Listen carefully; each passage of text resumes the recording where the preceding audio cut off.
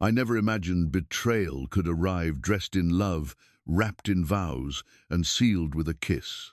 Yet on the very night that was supposed to mark the beginning of my family's forever, I found myself standing in the dark, listening to sounds no husband should ever hear.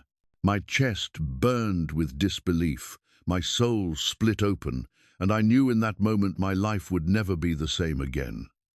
This isn't just a story about heartbreak, it's about rebirth. Stay with me until the end, and don't forget to support this journey. When I look back now, it almost feels like I was living inside a dream during those days. A warm, golden dream where everything seemed to fall into place, where every morning carried a promise, and every night closed with gratitude. I had always pictured myself as a steady man, someone who worked hard, built things with his own two hands, and tried to live simply. Love wasn't something I chased, it was something I believed would arrive when the time was right, and when it did, I thought I had been blessed beyond measure. Her name was Margaret. I used to call her Maggie, though she preferred the formal version in public. To me, though, she was Maggie from the first moment we spoke. There was something unguarded about her laugh, the kind that made you feel lighter even on the heaviest days.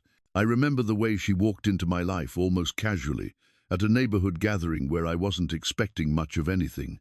Yet when our eyes met across that backyard, with paper lanterns strung up in the trees and the smell of barbecue in the air, I felt something stir in me. I wasn't a young man anymore, but in that instant I felt like a boy all over again. We talked the entire evening, not about grand things, not about dreams or ambitions, but about little details that somehow meant more. She asked me about the tools I used in my workshop, how I learned to fix old furniture. She told me about her favorite books, the ones she read over and over because they felt like home. The way her voice lingered on simple words made me realize that I wasn't just listening, I was storing every note in memory. That night, when I drove home, the silence in my truck felt different. It was alive with echoes of her laughter.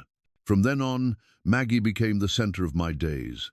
I didn't chase after her like a desperate man, but I found reasons to be where she was. A Sunday walk through the park, a helping hand when she needed her porch painted. She had this way of making even the most ordinary tasks feel like rituals, moments that mattered simply because she was part of them. And when she finally placed her hand in mine, without hesitation, I thought my world had shifted permanently into light. My parents used to say that real love wasn't about fireworks but about consistency, about showing up again and again when life demanded it. With Maggie, I felt that truth in my bones. She wasn't just the woman I admired, she became my companion, my listener, the person who could silence all my doubts with a single touch. When we decided to marry, it wasn't with wild drama or hesitation. It was with quiet certainty, like the way the sun rises after a long night. The wedding preparations were simple but beautiful. We didn't want extravagance, just family, close friends, and a place where the air smelled like spring. We chose a countryside estate, tucked between rolling hills, with wide porches and old oak trees stretching their arms toward the sky. It felt timeless, like it had been waiting for us. I wanted Maggie to have a day she'd never forget, a day that felt carved out of love itself. I remember the morning of the wedding, as if it's still playing on a loop inside me. The sky was bright, a soft kind of blue that promised good weather. My hand shook as I buttoned my shirt, though I had no reason to be nervous. Maggie always teased me about being too serious, too caught up in making things perfect. She used to say, "Relax, John. Happiness doesn't care if your tie is straight." And yet, when I caught my reflection in the mirror that day, all I saw was a man terrified of losing something so precious he could hardly believe he'd earned it. Family arrived early. My sister hugged me tighter than usual, whispering that she was proud of me. My father clapped me on the shoulder, his old eyes shimmering with pride.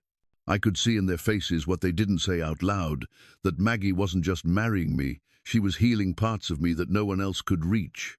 Even my best friend Patrick, who had known me since childhood, admitted that he'd never seen me smile so freely before. And then, of course, there was Maggie. When she appeared in her gown, framed by the garden arch, the entire world seemed to hold its breath. My chest tightened, and I had to fight back tears. She was luminous, yes, but it wasn't just beauty, it was presence. She looked like someone who belonged, someone who carried not just her own story, but a promise to stand beside mine. Our eyes met, and for a fleeting second, it felt as though time had stopped, as if all the years of waiting and searching had finally crystallized into this one perfect moment. The vows came easily. I didn't stumble. My voice didn't crack. I told her that she was the reason mornings felt worth waking up for, that she had turned the ordinary into something sacred.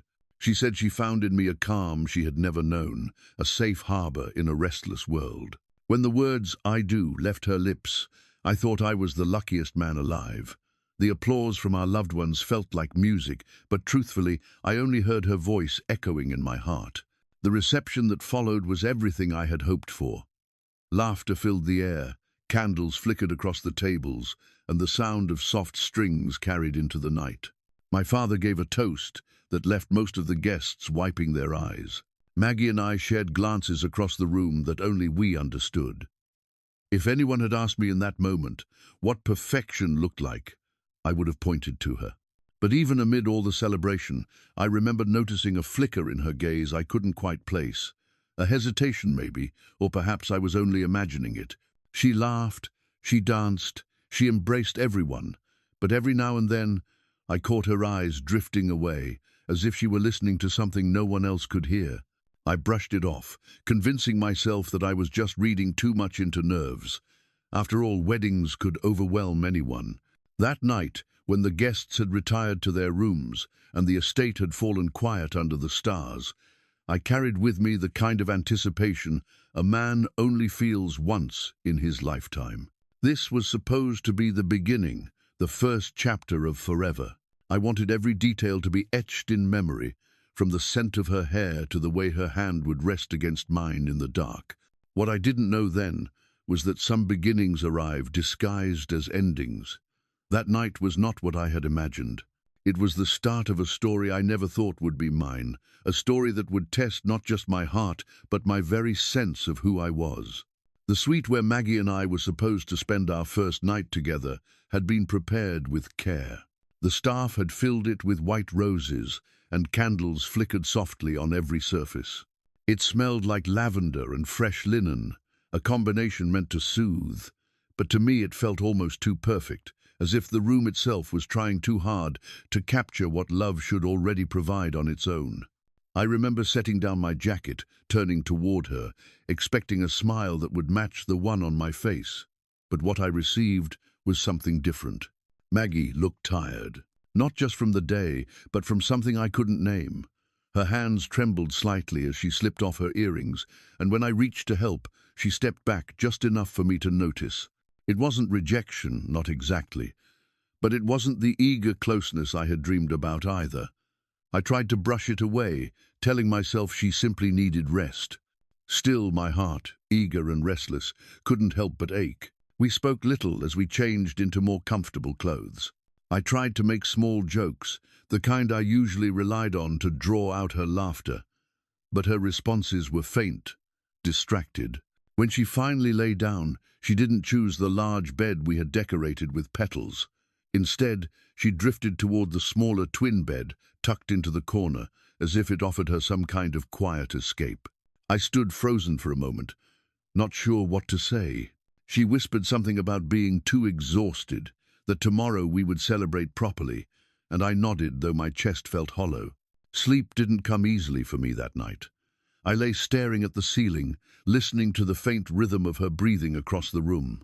Every few minutes, I convinced myself to relax, that she was simply worn out from the whirlwind of emotions, the attention, the pressure. Weddings can drain even the strongest spirits. But then another thought would creep in. Why had she seemed so distant during the reception? Why had her eyes wandered as if they carried a secret weight? My mind churned until exhaustion finally pulled me under. It couldn't have been more than 30 minutes before a sound stirred me awake. At first it was faint, like the creak of old wood shifting with the night air. But then came a muffled voice, soft, hesitant. I sat up, heart pounding, unsure if I was still trapped in some half-dream. Maggie's bed was empty. My chest tightened as I rose, my bare feet meeting the cold floor. The house was quiet, the kind of silence that feels almost heavy, like it's guarding something. I followed the sound down the hallway, each step careful, my hand brushing the wall for balance. At the far end, a door glowed with faint light beneath its frame. That light pulled at me, but my body resisted. Something deep inside whispered that nothing good waited on the other side. Still, I moved forward, my stomach in knots, my breathing shallow. The closer I came, the clearer the voices grew. A hushed laugh, followed by a low murmur. My throat tightened as recognition struck me. It wasn't just any laugh. It was Maggie's. I froze. My hand hovered inches from the door, my entire body trembling. It's strange how quickly time can bend in moments like that, how a few seconds can stretch into what feels like hours. I wanted to believe there was some explanation, some innocent reason for why she wasn't in our room, why she was there in the dark with someone else. But even before I touched the door, the truth had already started to bleed into me, staining everything I thought I knew. I pressed my ear against the wood, praying I was wrong. What I heard next shattered me. A man's voice, low, familiar, speaking her name in a tone I had never heard directed at me. The sound was intimate, undeniable. My knees weakened, and I gripped the doorframe to steady myself. Every word, every whisper was a knife twisting deeper into my chest. I wanted to burst in, to drag the truth into the open, but I stayed there, paralyzed, my soul screaming while my body refused to move. I don't know how long I stood in that hallway, minutes maybe, or hours. But eventually the door opened. He stepped out first, Patrick, my best friend since childhood, his shirt half unbuttoned, his hair disheveled. The sight of him was enough to knock the breath from me. Behind him came Maggie, her dress wrinkled, her makeup smeared. When her eyes found mine, she froze as though she'd seen a ghost. For a long moment, the three of us stood in silence, the truth hanging heavy in the air. I couldn't stop shaking. My voice, when it finally came, sounded foreign to me, broken, hollow. Why? That single word was all I managed, yet it carried everything. Betrayal, disbelief, devastation. Patrick looked away, shame etched across his face. Maggie's lips parted, but no words came out. They didn't deny it. They didn't try to pretend.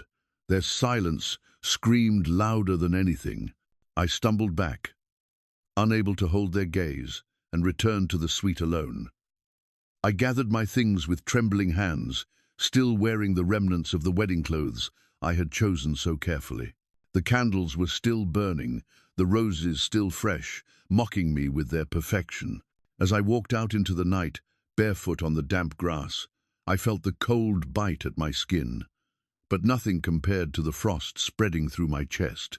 I wandered for hours, the hem of my clothes dragging through mud, tears drying on my face.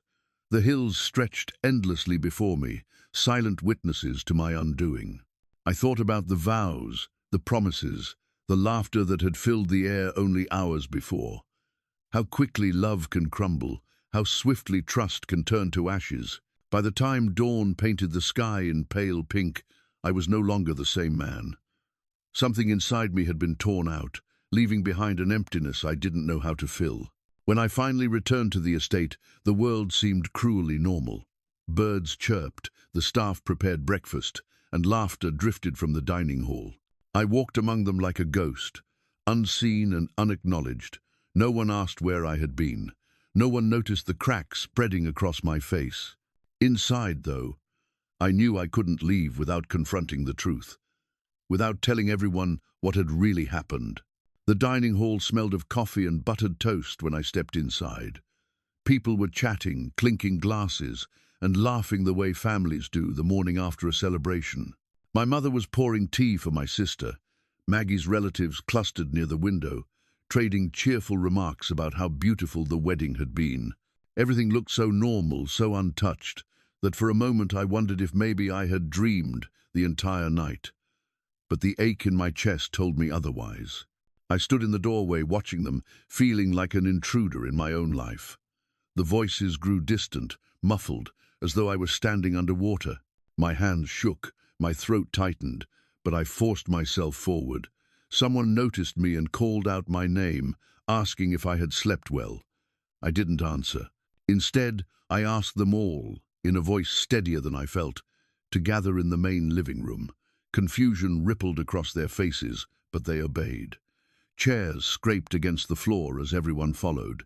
The room filled quickly: my parents, my sister, Maggie's family, even the cousins who had traveled hours to be there.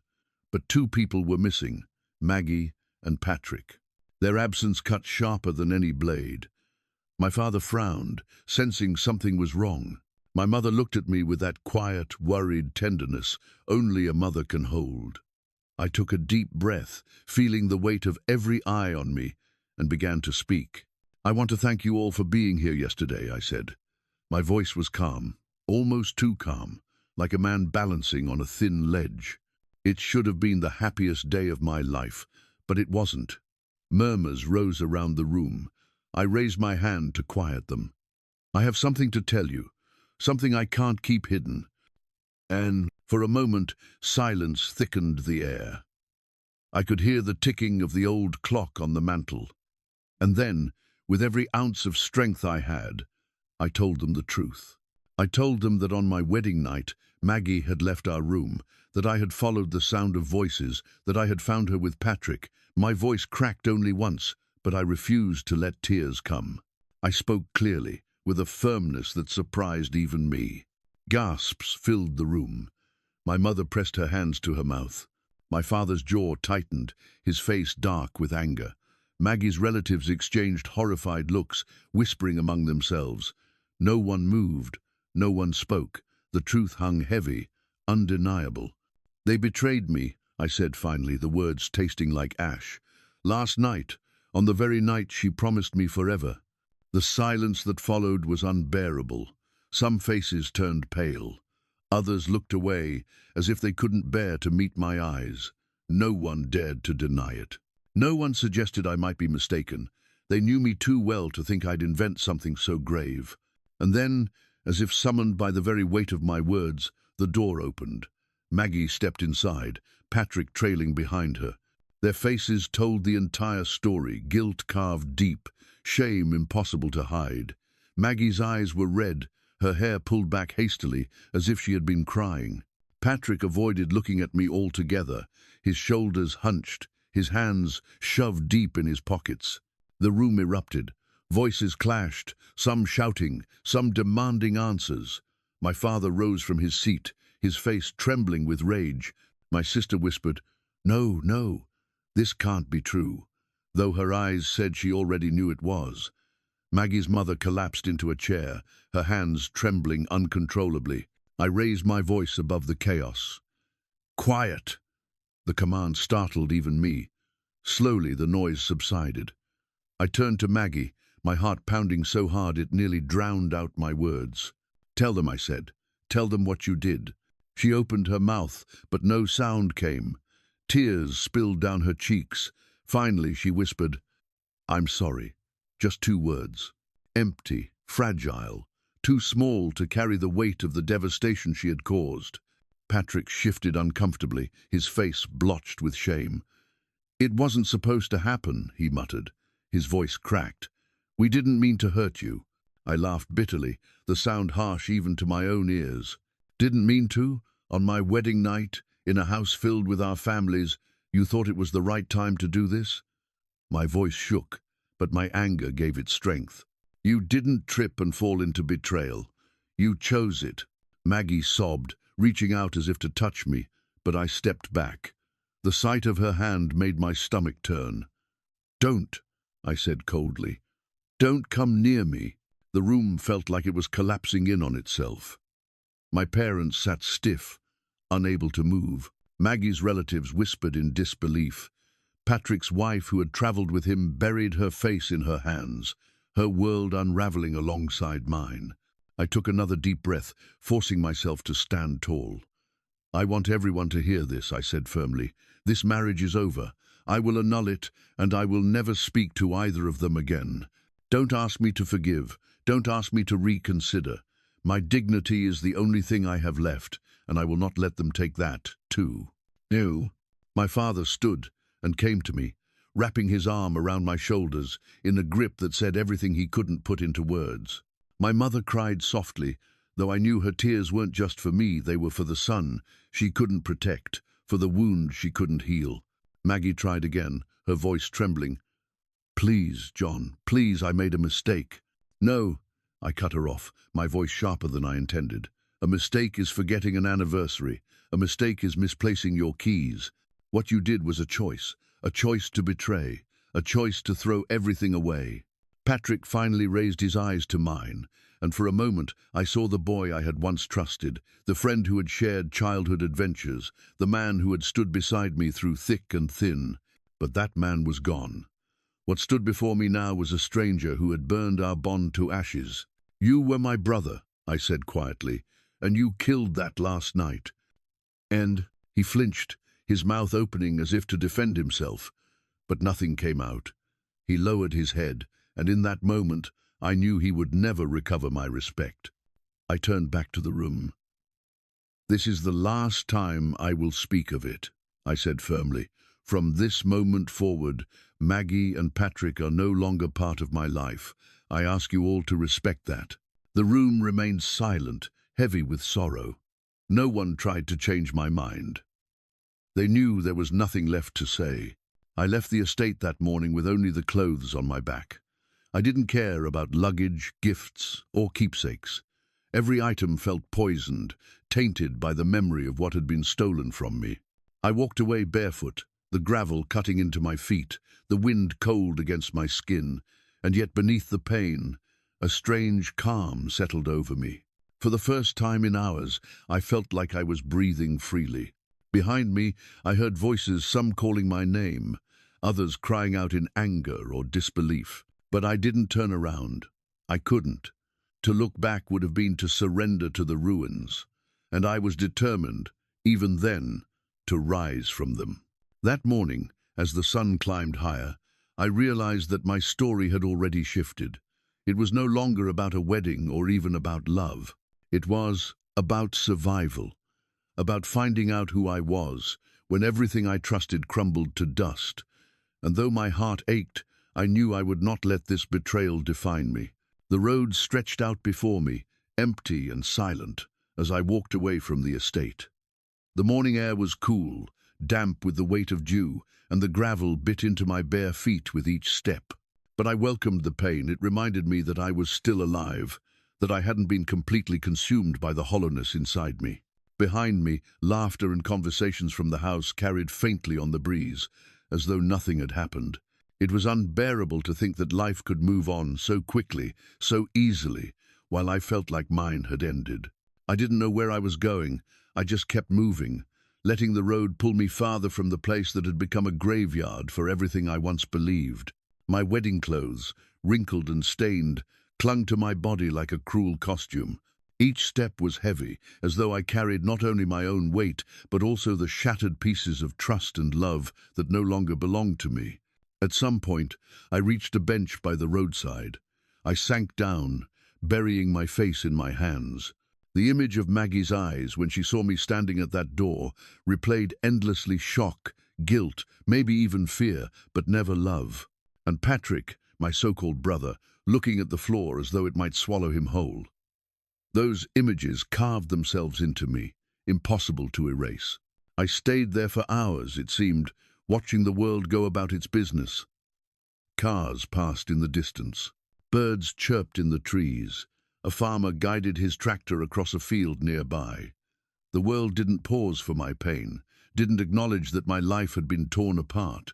And maybe that was the first lesson I began to understand. Heartbreak may shatter you, but the world will keep turning. It doesn't wait for you to catch up. By late afternoon, exhaustion pushed me to my feet again. I made my way back to my parents' home, the only place that still felt safe. My mother opened the door before I even knocked, her eyes red from crying. She pulled me into her arms, and for the first time that day, I allowed myself to collapse. I wept into her shoulder like a boy, not a grown man. My father stood nearby, silent but steady, his hand resting firmly on my back. They didn't ask questions. They didn't need to. They knew the truth already. The following days blurred together. I slept little, ate even less. My parents tried to comfort me, but comfort felt like an insult. How could anything soothe a wound that deep? I spent hours staring out the window, watching the rain slide down the glass, wondering how long it would take before I felt like myself again, if I ever would. At night, when the house was quiet, I replayed every moment of my relationship with Maggie, searching for signs I might have missed. A hesitation here, a strange glance there. The more I thought about it, the more I realized that betrayal doesn't happen in an instant. It builds quietly, like a storm gathering on the horizon, until it finally breaks. Friends reached out. Some came by the house, awkward in their sympathy. Others left messages I couldn't bring myself to answer. What could they say? What could they offer? Nothing they said would change the truth that the two people I trusted most had conspired to destroy me. I withdrew from them all, retreating into solitude. It felt safer that way. Weeks passed. Maggie tried to reach me, though never in person. Letters arrived, apologies scribbled on paper, filled with words like mistake, forgive, second chance. I tore them up without reading past the first line. Patrick, too, sent messages. Short, pitiful attempts at justification. I didn't mean to hurt you. I was weak. I was confused. I ignored them all. Their voices no longer had any place in my life. But ignoring them didn't erase the ache. It lived inside me, a constant weight pressing on my chest. Some mornings I struggled just to get out of bed. I went through the motions of living, eating, showering, working in my shop, but everything felt muted, colorless. The laughter of children outside, the warmth of the sun, even the smell of fresh wood in my workshop, all of it felt distant, like I was separated from the world by a glass wall I couldn't break through. Still, little by little, something inside me began to shift. One evening, while sanding an old oak table in the workshop, I realized my hands were steady again. For the first time in weeks, the simple act of shaping wood brought me a faint sense of peace. It was as if the table, scarred and rough, mirrored me. And just as I smoothed its surface, I wondered if maybe I could begin to smooth my own jagged edges. My father noticed. He would come into the shop and stand quietly, watching me work, his presence a silent anchor. One day he said, "Son, pain is like fire. It can burn you down to ash, or it can forge you stronger. The choice isn't easy, but it's yours." His words stayed with me. I didn't feel strong yet, but I wanted to. So I began small. I set a routine: wake up early, eat breakfast, spend the morning in the shop. I took long walks in the evenings, breathing in the air, letting the rhythm of my footsteps remind me that life continued. I didn't force myself to be happy. I simply allowed myself to exist, one day at a time. There were setbacks, nights when memories clawed at me, when I woke in a sweat, hearing Maggie's laughter echo in my head. Days when anger consumed me so fully, I smashed wood into splinters just to release it. But slowly, those moments grew less frequent. Slowly, the silence stopped feeling like punishment and began to feel like healing. Months later, I heard through whispers in town that Maggie and Patrick had moved in together. Some said they seemed happy. Others said arguments were frequent. I didn't care. Their lives no longer belonged to me. I refused to let curiosity chain me to them. Every time someone mentioned their names, I shut it down. They had already taken enough from me. I wouldn't give them more. Instead, I poured myself into rebuilding not just my shop, but myself. I took on new projects, larger ones that forced me to focus. I repaired porches, built bookshelves, restored heirlooms that families had nearly given up on. Each finished piece was a reminder that broken things could be made whole again. And maybe, just maybe, so could I. One afternoon, as I delivered a finished table to a neighbor, the woman smiled at me and said, "You've still got kindness in your eyes, John. Don't let anyone take that from you." Her words struck me deeply. I hadn't realized until then how much I had feared turning bitter, becoming someone who closed himself off completely. But maybe kindness wasn't something others could take, it was something only I could give away, and I wasn't ready to surrender it. By the time a year had passed, I was no longer the broken man who had stumbled barefoot into the morning after his wedding. The wound hadn't vanished, it probably never would, but it had scarred over, toughened, become part of me. I learned to carry it without letting it crush me. I learned that strength isn't the absence of pain, but the ability to live with it and still move forward.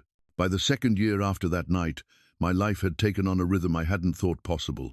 It wasn't flashy, it wasn't filled with wild adventures, but it was steady. And after what I'd been through, steady felt like a gift. My days began early in the workshop, the scent of sawdust and fresh-cut pine greeting me like an old friend. The hum of tools filled the silence, and I found comfort in the way raw wood could be shaped into something both strong and beautiful. The shop grew busier. Word spread that I poured not only skill but also heart into what I built. Customers came with stories, broken chairs that had belonged to their grandparents, dining tables scarred by years of family meals, cabinets that carried memories of children now grown. They trusted me to bring these things back to life, and in doing so, I felt like I was piecing myself back together too. Every nail hammered, every joint fitted, every surface polished was another reminder that broken didn't mean ruined. At first, I worked mostly with locals. But soon, word of mouth stretched farther. A couple drove in from 3 towns over just to ask me to restore their old farmhouse doors. Another customer brought a cradle that had been in her family for generations. I poured hours into that cradle, sanding it gently, fixing its joints so it would rock steadily again. When she returned and saw it, she burst into tears. "My daughter will use this for her baby," she whispered. "You've given us back more than wood. You've given us our history." Odd moments like that were healing in ways I couldn't describe. It wasn't just about the work. It was about reminding myself that even when something feels too broken, too scarred, it can be made whole again. I began to see myself in the wood I worked with, flawed, worn, but still capable of becoming something strong. One day, a local newspaper ran a feature on my work. I hadn't sought it out, but a customer had written to them about the way I restored her family's rocking chair. The article called me a craftsman with a healer's touch. I laughed when I read it, embarrassed by the sentiment, but privately, it moved me more than I admitted. For so long, I had felt stripped of dignity. Now strangers were praising not only what I did, but who I was becoming. It didn't erase the past, but it softened its sting. Evenings were quieter. I'd sit on the porch with a cup of coffee, watching the sun dip below the hills, the air cooling around me. The silence no longer felt like punishment, it felt like space to breathe. But there were still nights when loneliness crept in, uninvited. Nights when I stared at the empty chair across from me and wondered if this was all there would ever be. I told myself I didn't need love again. I had made peace with solitude. And yet, a part of me small, stubborn, longed for connection, for a voice across the table, for laughter that wasn't just my own memory. That longing surprised me the day I met her. Her name was Clara. She walked into my shop one rainy afternoon, carrying a small wooden jewelry box. It was old, the hinges rusted, the surface scarred by time. She placed it gently on the counter and said, "This belonged to my grandmother. I don't want it to look new, I just want it to feel alive again." Her request struck me. Most people wanted restoration to erase time, to make something look untouched. But Clara understood that scars told a story worth keeping. I promised her I'd do my best. As she left, the sound of her voice lingered in the air, warm and unhurried. For reasons I couldn't explain, the shop felt less empty after she walked out. I spent hours on that jewelry box, not rushing, letting the work unfold slowly. The more I polished, the more I thought of Clara, her calm presence, her thoughtful words. When she returned weeks later, her smile when she saw the finished piece was something I hadn't realized I craved. "It's perfect," she whispered, running her fingers over the restored wood. "It feels like her again." That was the beginning, Not of a whirlwind romance, but of something gentler. Clara began stopping by more often, sometimes with small repairs, sometimes just to chat. She told me stories about her grandmother, about her garden filled with roses, about the book club she had joined after her husband passed away. I found myself looking forward to her visits in a way that felt both exciting and terrifying. At first, I resisted the feelings stirring inside me. I told myself I wasn't ready, that I might never be. Love, after all, had once left me in ruins. But Clara never pushed. She simply showed up, kind, consistent, patient. And slowly, I realized that my fear of being broken again was smaller than the possibility of missing something real. One evening, we walked along the riverbank, the air cool with the scent of autumn. She told me about her late husband, how she had lost him too soon, and how she had thought love was finished for her. Her honesty disarmed me. For the first time, I admitted aloud the full story of my wedding night. I expected her to flinch, to pity me, but she didn't. She simply squeezed my hand and said, "Pain doesn't make you less worthy of love. It just means you know its cost." Those words stayed with me. They weren't coated in sympathy. They were truth, spoken with quiet strength. And for the first time in years, I felt something inside me shift, not a sudden healing, but a slow mending. Clara and I began spending more time together. Sunday mornings at the farmer's market. Afternoons restoring old pieces side by side in the shop. Evenings sharing simple meals, talking about nothing and everything. There were no grand declarations, no desperate promises, just steady companionship, built brick by brick. My parents noticed the change. My mother smiled knowingly when Clara joined us for dinner one night. My father pulled me aside after she left and said, "You've found peace again, son. Hold on to it." I nodded, though deep inside I still feared it might vanish like a dream. But months turned into a year, and the peace held. Clara never tried to replace what I had lost, and I never asked her to. What we shared wasn't about filling old voids, it was about creating something new, rooted in honesty and mutual respect. I remember one particular evening vividly. We were sitting on the porch, the crickets singing in the grass, the sky painted with streaks of purple and gold. Clara turned to me and said, "Do you realize you don't talk about them anymore?" I blinked, realizing she was right. I hadn't spoken Maggie's or Patrick's names in months. Their memory no longer burned like fire. It was simply gone. That was when I understood I had finally let go. I hadn't just moved on, I had rebuilt. The ruins were still there, buried beneath me, but I had built something stronger on top of them, something real. Life didn't suddenly become perfect. There were still hard days, still moments of doubt, but there was also laughter again. There was warmth in the evenings, a voice across the table, a hand reaching for mine in the dark. Love, I discovered, didn't have to be dramatic or destructive. It could be quiet, steady, and real. And maybe that kind of love, the one that doesn't demand fireworks, the one that doesn't hide in shadows, was the kind I'd been searching for all along. It had been nearly 3 years since that night.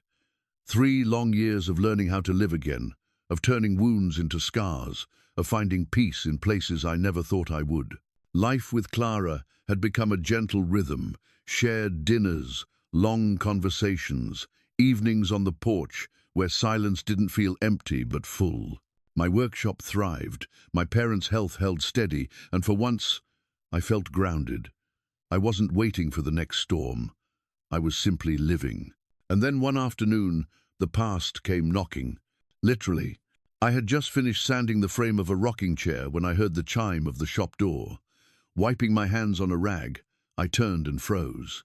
Standing there, thinner than I remembered, shoulders slumped, was Maggie. For a moment, I thought my eyes deceived me, but no, it was her.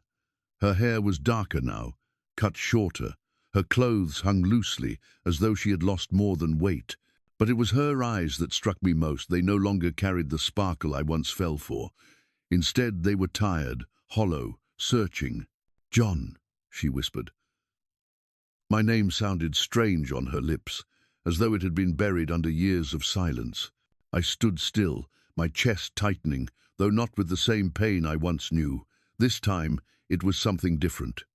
Distance, detachment, like staring at a painting you once adored, but now recognize as a forgery. "What are you doing here?" My voice was calm, even. She looked down, her hands twisting nervously. I needed to see you. I know I have no right, but I've thought about you every day, about what I did, about what we lost." Her words floated in the air, desperate and heavy, but I felt no pull toward them. Once, those words would have cut me open. Now, they were just echoes. "There is no we, Maggie," I said quietly. "Not anymore." Tears welled in her eyes. She stepped closer, but I held up a hand. "Please," she pleaded, her voice breaking. "I was lost. I was stupid. Patrick, he's gone. He left me for someone else, someone younger. I should have known. I should have seen. I ruined everything." I closed my eyes briefly, a bitter truth settling in. Betrayal has a way of repeating itself, and Patrick had proven that. But hearing it didn't bring me joy. It didn't even bring me closure. It just confirmed what I already knew, that neither of them had ever understood love. Not really. "I'm not here to hurt you," she continued. I need you to know how sorry I am. I need you to know that I never stopped loving you." Her voice cracked on the word loving. For a moment, silence filled the shop, broken only by the faint hum of a clock on the wall. I let the quiet stretch, gathering my thoughts. Then I spoke. "Love doesn't look like what you gave me, Maggie. Love doesn't hide in shadows, or whisper in locked rooms, or betray vows made hours earlier. Whatever you felt, it wasn't love, not for me." She sobbed openly now, covering her face with her hands. "I was a fool," she cried, "and I lost the best thing I ever had." End of. I studied her, and for the first time I felt no anger, no sharp sting of betrayal, only pity. She had traded something real for something hollow, and now she stood before me empty-handed. "You didn't lose me," I said softly. "You threw me away, and the man I was back then, the man who would have begged you to stay, he doesn't exist anymore." She looked up, her face streaked with tears. "So there's nothing left? No forgiveness? No chance?" He shook my head. "Forgiveness, maybe, in time, for my own peace. But a second chance? No. You ended that the moment you chose him over me. And honestly, Maggie, I'm grateful you did, because it forced me to find myself again, to find a life that isn't built on lies."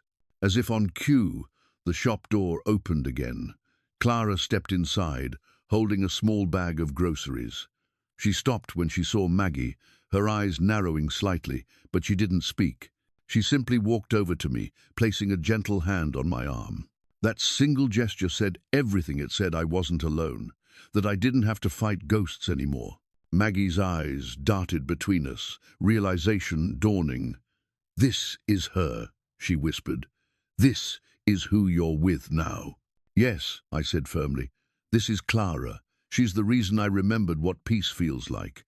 Maggie let out a shaky laugh, one filled with sorrow. "Then I really have nothing left." I wanted to tell her she'd find her way someday, that life could still offer her healing. But I knew that wasn't my role anymore. I wasn't her savior.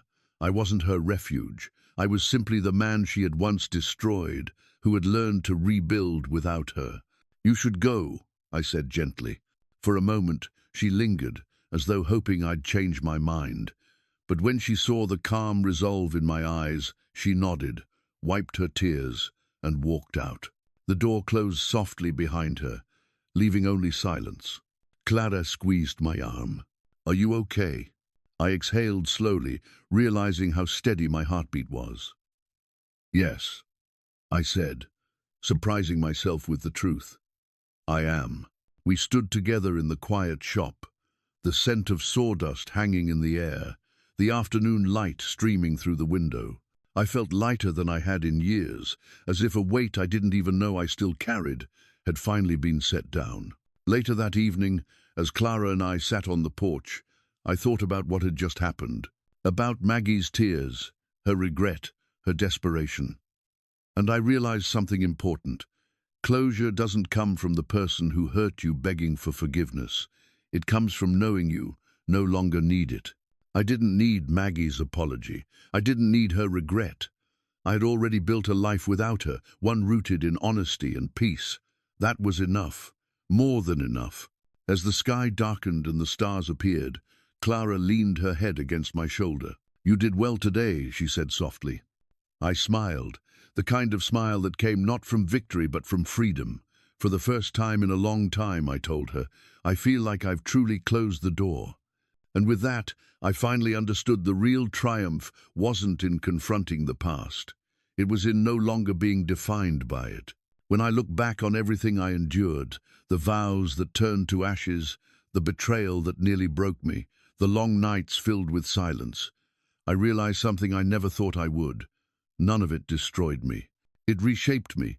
It carved me down to my rawest form and forced me to build myself back up stronger, steadier, and truer than before.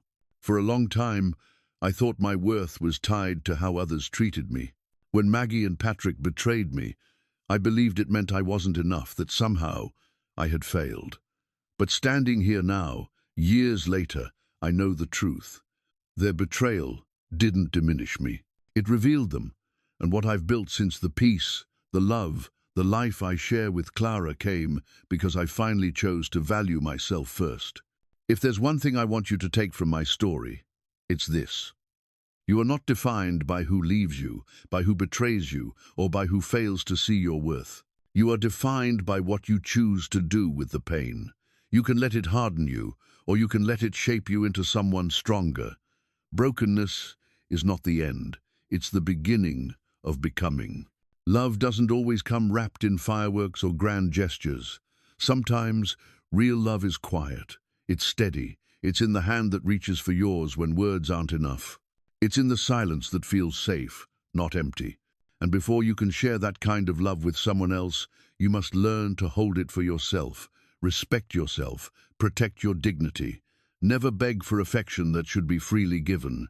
Today, I don't carry anger toward Maggie or Patrick. I don't need to. They live with the weight of their choices, and I live with the freedom of mine. My life is not a story of revenge, it's a story of dignity. And if you've ever been betrayed, if you've ever felt abandoned or unseen, I want you to know this. Your story doesn't end there. You can rebuild, you can heal, and you can find a love, whether within yourself or with another, that honors you fully. So, if my story touched you, stay with me for more. Because healing is not a single moment, it's a journey we take together. And I promise you, there is always light beyond the ruins. Don't forget to subscribe and keep walking with me.